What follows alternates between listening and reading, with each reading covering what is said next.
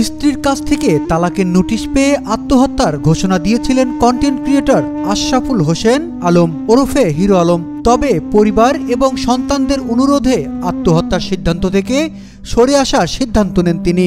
একটি ভিডিও বার্তায় এ তথ্য জানান নিজেই। এরই মধ্যেই খবর এলো 13ই আগস্ট বিকালে হার্ট অ্যাটাক করেছেন হিরো আলম। তার ফেসবুক থেকে এক পোস্টে এই তথ্য জানানো হয়েছে। তবে তার মুঠোফোনেই কল দিয়ে কোনো সাড়া মেলেনি। তার পরিবারের সূত্র কোনো তথ্য দিতে পারছেন না।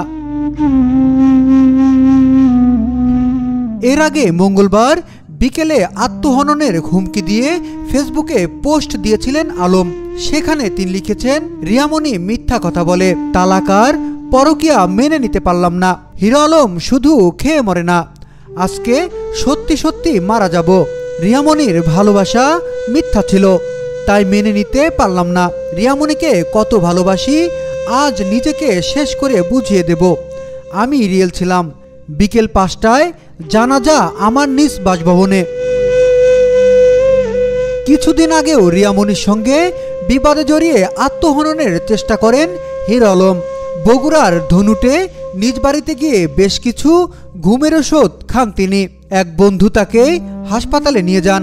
খবর পেয়ে ছুটে গিয়েছিলেন রিয়ামণি। আলমকে হাসপাতাল থেকে বাড়িতে ফিরে আবারও একত্রে বসবাস শুরু করেছিলেন তারা। হঠাৎ আবারও মনোমালিন্য হয় দুজনের। আলমের দাবি, পরকীয়ায় জড়িয়েছেন তার স্ত্রী। প্রমাণ হিসেবে নিজের ফেসবুক পেজে পরকীয়া প্রেমিক আরেক কন্টেন্ট ক্রিয়েটর ম্যাক্স ওবির সঙ্গে স্ত্রীর কয়েকটি ভিডিও ক্লিপ প্রকাশ করেন তিনি। তারপরই স্বামীকে তালাকের ঘোষণা দেন রিয়ামণি।